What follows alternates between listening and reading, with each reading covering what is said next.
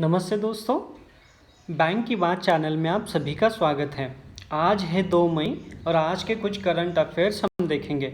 दोस्तों, इन सारे क्वेश्चंस की पीडीएफ की लिंक डिस्क्रिप्शन बॉक्स में दी है। आप हमारे टेलीग्राम चैनल पे जाके वो पीडीएफ एक्सेस कर सकते हैं। दोस्तों, ये पीडीएफ का खास फीचर यह है कि वो बहुत ही डिटेल स्वरूप से या विस्तृत स्वरूप से डिज़ाइन की है। मतलब हमने एक क्वेश्चन केंद्र स्थान पर रखकर उससे जुड़े सभी सारे पॉसिबल क्वेश्चंस हमने कवर किए हैं। इस सेशन के माध्यम से या उस पीडीएफ के माध्यम से आप एक ही पीडीएफ के माध्यम से लगभग 50 से ज़्यादा एमसीक्यूज कवर कर सकते हैं। सो आइए बढ़ते हैं हमारे पहले क्वेश्चन की तरफ। पहला क्वेश्चन, फीफा ने आरोग्य कर्मचारियों के प्रति श्रद्धांजलि व्यक्त करने के लिए कौन सा अभियान शुरू किया है? किसने लॉन्च किया है, शुरू किया है? फीफा ने शुरू किया है। किसके प्रति? आरोग्य कर्मचारियों के प्रति।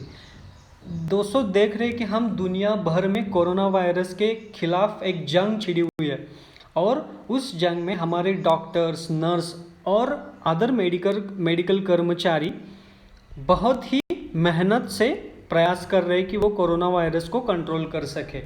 इनके प्रति श्रद्धांजलि व्यक्त करने के लिए या फिर उनको ट्रिब्यूट देने के लिए फीफा ने कैंपेन लॉन्च किया है। उसका नाम है वी विल विन, हम जीतेंगे, वी विल विन। दोस्तों, फीफा का मुख्यालय है ज़ुरिच में, कि जो स्विट्जरलैंड में है। फीफा की स्थापना 1904 में हुई थी।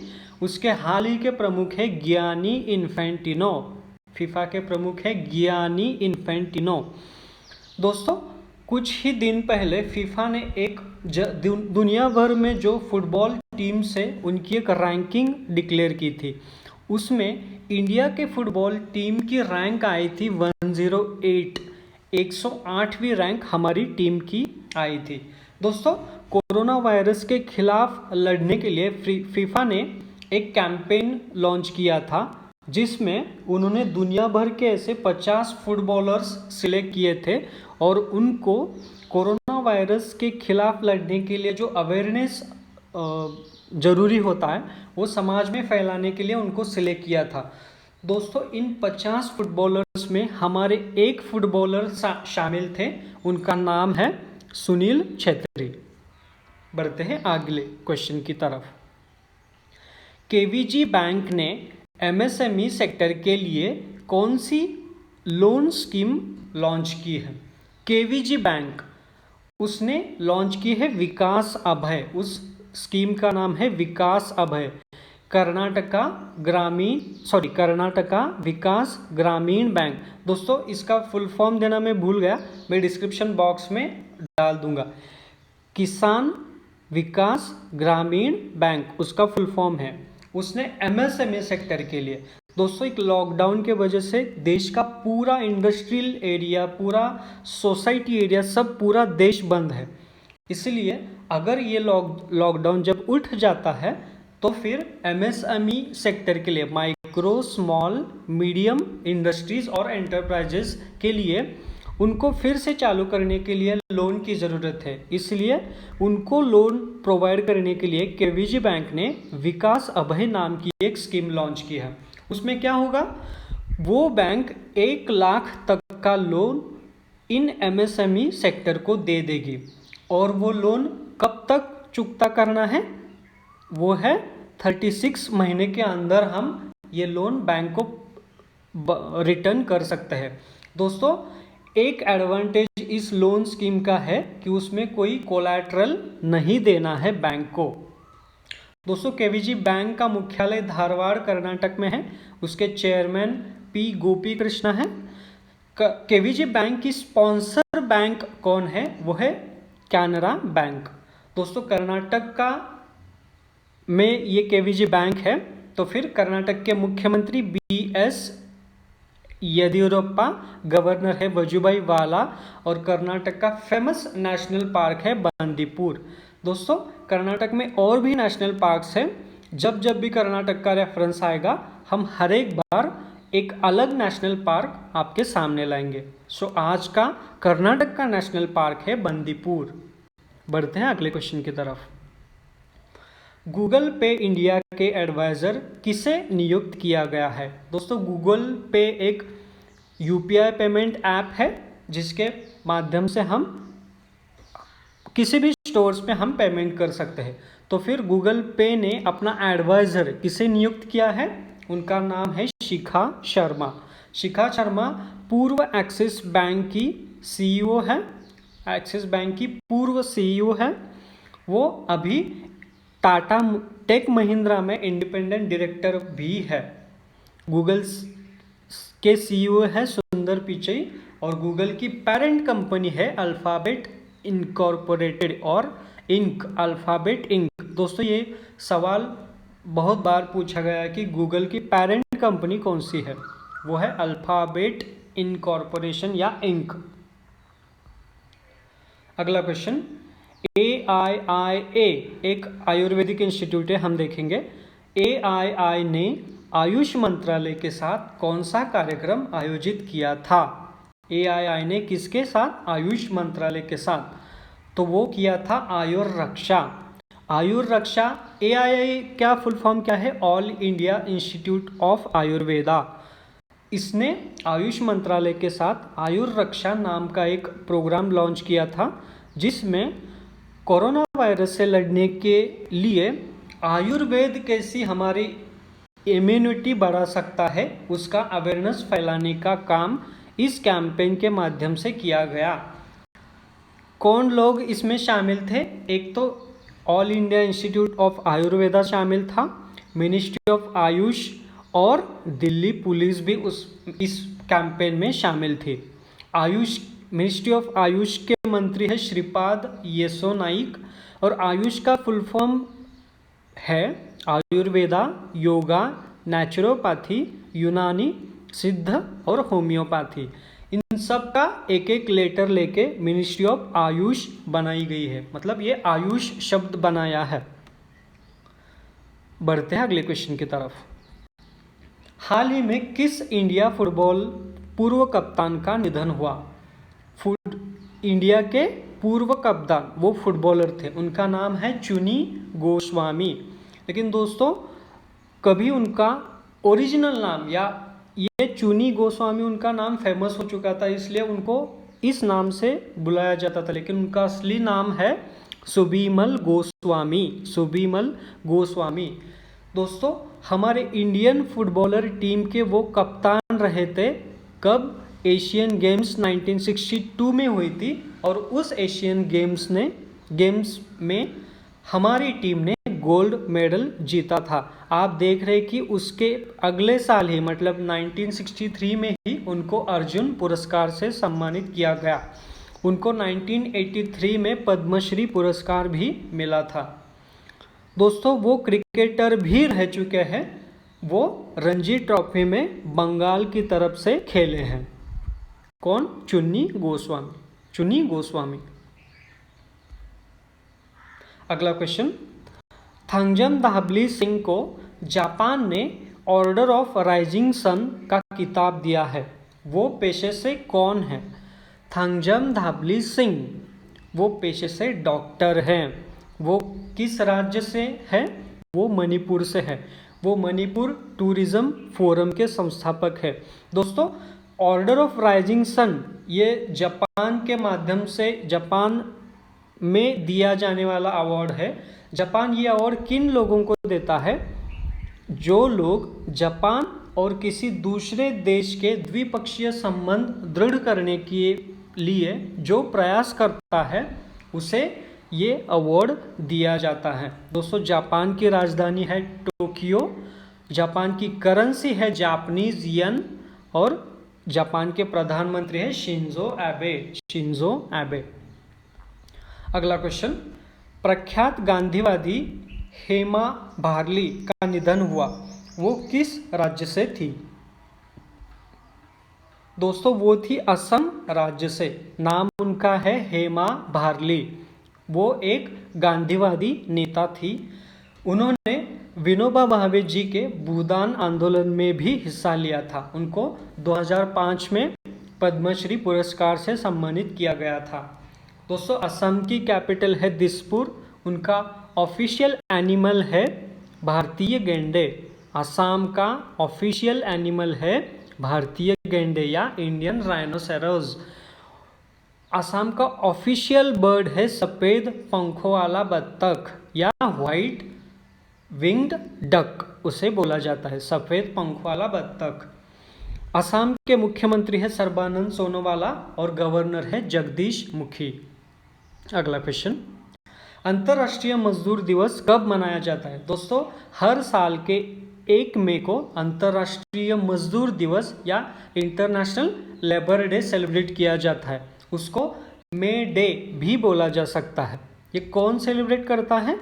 वो इंटरनेशनल लेबर ऑर्गेनाइजेशन और अंतर्राष्ट्रीय श्रमिक संगठन इस अंतर्राष्ट्रीय मजदूर दिवस को सेलिब्रेट करता है।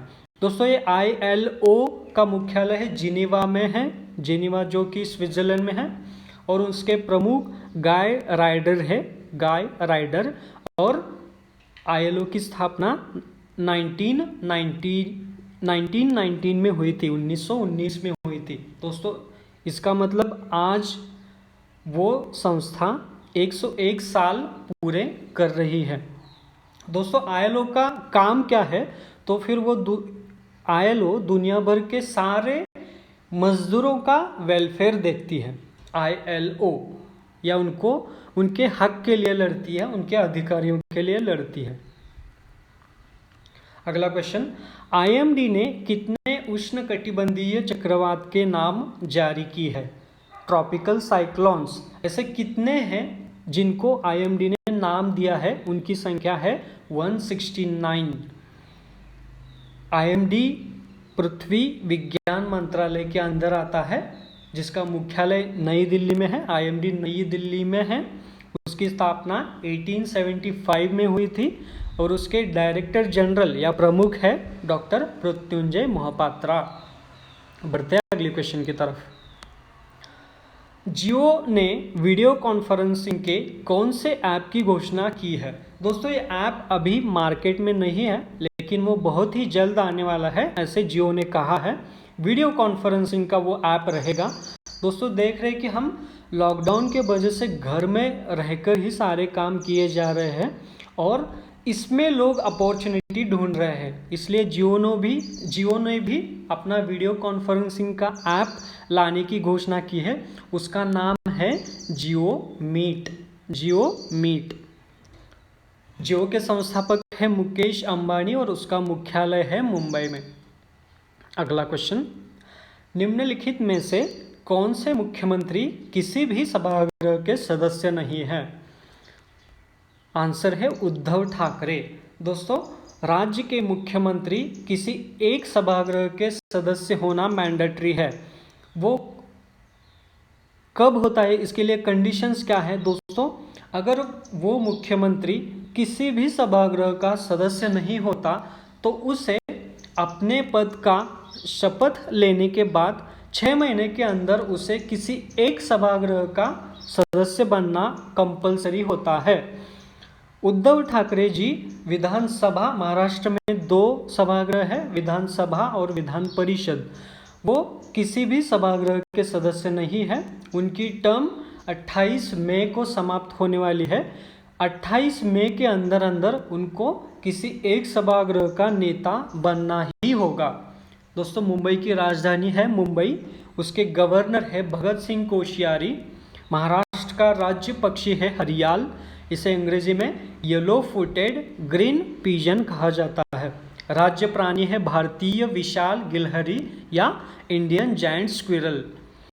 दोस्तों, महाराष्ट्र का एक फेमस नेशनल पार्क है, उसका नाम है ताडोबा अंधारी। अगला क्वेश्चन, हाल ही में आर्थिक कार्य विभाग की जिम्मेदारी किसे सौंपी गई है? Secretary of economic affairs department, जो कि फाइनेंस मिनिस्ट्री में आता है। तो आर्थिक कार्य विभाग की जिम्मेदारी किस सचिव को सौंपी गई है? आंसर है Tarun Bajaj economic affairs secretary बने हुए हैं। दोस्तों, कई बार ये क्वेश्चन पूछा गया है कि फाइनेंस मिनिस्ट्री के अंदर डिपार्टमेंट कितने हैं और वो कौन से हैं। दोस्तों, टोटल 5 डिपार्टमेंट्स फाइनेंस मिनिस्ट्री के अंदर आते हैं। पहला है एक्सपेंडिचर या व्यय विभाग, दूसरा है इकोनॉमिक अफेयर्स जिनके सेक्रेटरी पर तरुण बजाज जी अपॉइंट हुए हैं। इकोनॉमिक अफेयर्स को बोला जाता है आर्थिक मामलों का विभाग। थर्ड आता है डिपार्टमेंट ऑफ डिसइन्वेस्टमेंट, विनिवेश विभाग। फोर्थ आता है फिनेंशियल सर्विसेज या वित्तीय सेवा विभाग। और पांचवा है डिपार्टमेंट ऑफ रेवेन्यू या राजस्व विभाग। बढ़ते हैं अगले क्वेश्चन की तरफ। ओपन बजट सर्वे के अनुसार पारदर्शिता के मामले में भारत कौन से स्थान पर है? दोस्तों अभी अभी ओपन बजट सर्वे एक आया है, उसने पारदर्शिता या ट्रांसपेरेंसी के बारे में भारत कितने स्थान पर है ऐसा क्वेश्चन पूछा है। वो है 58, ये इस स्थान पर है भारत। दोस्तों हम देखते हैं कि वर्ष के 1 फरवरी को हमारा बजट लॉन्च होता है, लेकिन दोस्तों कभी आपने सोचा है कि यह बजट मेकिंग की प्रोसेस कैसी होती है? दोस्तों पिछले साल से ही, मतलब अगर 1 फरवरी 2020 को बजट आने वाला होता है तो फिर 2019 में ही बजट मेकिंग की प्रिपरेशन शुरू होती है। हमारे जो फाइनेंस मिनिस्टर है निर्मला सीतारमन, वो इंडस्ट्री के सारे लीडर्स को, नेताओं को मिलती है, उनके सुझाव लेती है, फिर वो बजट मेकिंग की प्रोसेस स्टार्ट होती है। दोस्तों आपने पढ़ा होगा या देखा होगा कि बजट जब तक पार्लियामेंट में निर्मला सीतारमन जी प्रेजेंट नहीं करती तो उसका डॉक्यूमेंट पब्लिक किया नहीं जाता। दोस्तों जो लोग बजट का टेक्स्ट प्रिपेयर करते हैं उनको हमारे देश में घर जाने की भी अनुमति नहीं होती, उनको कुछ दिन फाइनेंस मिनिस्ट्री में ही रहना पड़ता है। क्यों? क्योंकि फाइनेंस जो बजट में जो इम्पोर्टेंट डिसीजंस होते हैं वो किसी को बजट से पहले पता न चले, इसीलिए ये प्रोसीजर फॉलो की जाती है। लेकिन बहुत टाइम इस प्रोसीजर को क्रिटिसाइज़ किया गया है कि ये अच्छी नहीं है। बजट मेकिंग की प्रोसेस बहुत ही ट्रांसपेरेंट या पारदर्शक होनी चाहिए। सब लोगों को, सब इंडस्ट्री को पता होना चाहिए कि देश इस साल में किस डायरेक्शन या दिशा में बढ़ेगा। इसलिए ये सर्वे कंडक्ट किया गया था, ओपन बजट सर्वे। कौन सा देश है विश्व में जो बजट के मामले में पूरी पारदर्शिता रखता है? दोस्तों इस सर्वे में टॉप किया है न्यूजीलैंड ने। न्यूजीलैंड की बजट ट्रांसपेरेंसी बहुत ही हाई है। और सबसे पीछे है यमन, वो 117वीं रैंक पर है। दोस्तों किसने कंडक्ट किया था ये सर्वे? इंटरनेशनल बजट पार्टनरशिप ने ये सर्वे स्टार्ट किया था, जिसका मुख्यालय वॉशिंगटन में है, और हमारी रैंक 58 आई है। अगला क्वेश्चन, आपदा और संघर्ष के वजह से देश में कितनों का विस्थापन होता है? डिजास्टर या कॉन्फ्लिक्ट्स देश में जो होते हैं, डिजास्टर में बाढ़ आती है, अर्थक्वेक तो नहीं आता लेकिन जब आता है, या कुछ देश में कम्युनल राइट्स होते हैं, कुछ कॉन्फ्लिक्ट्स होते हैं, इसकी वजह से हमारे देश में डिस्प्लेसमेंट, मतलब लोगों को अपना घर छोड़कर जाना पड़ता है, उनकी संख्या क्या है, कितनी है? वो संख्या है 50 लाख। और ये सर्वे कंडक्ट किया था इंटरनल डिस्प्लेसमेंट मॉनिटरिंग सेंटर ने, जो जिनीवा में है, स्विट्जरलैंड देश में। उसकी स्थापना 1998 में हुई थी। और उस रिपोर्ट का नाम क्या है? तो फिर उस रिपोर्ट का नाम है the global report on internal displacement या ग्रिड 2020। दोस्तों क्वेश्चन ऐसा भी आ सकता है कि आपको बोला जाएगा कि ग्रिड 2020 एक सर्वे किया गया था जिसमें 50 लाख भारतीय विस्थापित हुए हैं डिजास्टर या कॉन्फ्लिक्ट की वजह से। उस ग्रिड रिपोर्ट में से आई क्या है? मतलब आई स्टैंड्स फॉर इंटरनल, या डी बोला जाएगा, डी स्टैंड्स फॉर डिस्प्लेसमेंट। ठीक है। अगला क्वेश्चन, एमजी नरेगा में सबसे ज़्यादा रोजगार देने वाला राज्य कौन सा है देश में? Mahatma Gandhi national rural employment guarantee scheme, इसके अंदर सबसे ज़्यादा रोजगार देने वाला देश है झारखंड, दूसरा है राजस्थान और तीसरा है उत्तर प्रदेश।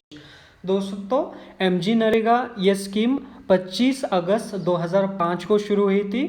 वो क्या कहती है, दर साल या दर फाइनेंशियल ईयर में, जो कि हमारा 1 अप्रैल से स्टार्ट होता है, 31 मार्च को एंड होता है, इस साल में ये स्कीम क्या करती है, घर में जो सारे अडल्ट है जो काम करने के लायक है उनको 100 दिन की जॉब गारंटी देती है। कुछ भी हो आप लोगों को 100 दिन का काम मिलेगा ही।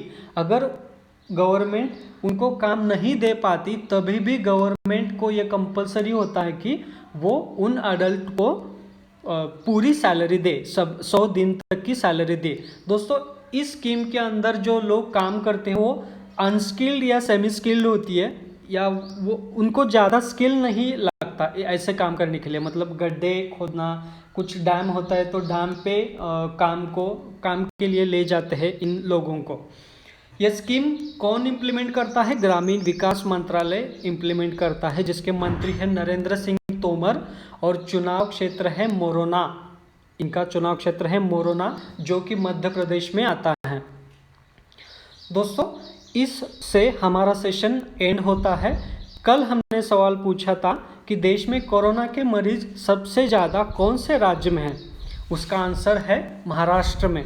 महाराष्ट्र के डिटेल्स अभी हमने एक क्वेश्चन में देखे हैं, वो आप जाकर देख सकते हैं। सो दोस्तों आज का सवाल क्या है, भारत ने यूएन में अपने स्थायी प्रतिनिधि किसे नियुक्त किया है? Who has been appointed as India's permanent representative to UN? दोस्तों सईद अकबरुद्दीन जो हमारे परमानेंट रिप्रेजेंटेटिव थे यूएन में, वो हाल ही में रिटायर हुए हैं, और उनकी जगह पर इनमें से किसको अपॉइंट किया गया है, ये आज का क्वेश्चन है। इसका क्वेश्चन आप कमेंट बॉक्स में दे सकते हैं। दोस्तों अगर ये वीडियो आपको थोड़ी सी भी हेल्पफुल लगी है, इस आपका फ़ायदा होगा ऐसा आपको लगता है, तो आप ज़रूर इस वीडियो को लाइक करें और हमारे चैनल को सब्सक्राइब करें। दिन ब दिन हम आपके लिए अच्छा कंटेंट ला रहे हैं। आपके अगर कुछ सुझाव है तो भी हमें आप ये बताएं, और हम आप उन सुझावों का ज़रूर विचार करेंगे या हमारे स्लाइड्स में वो डाल देंगे। Thank you.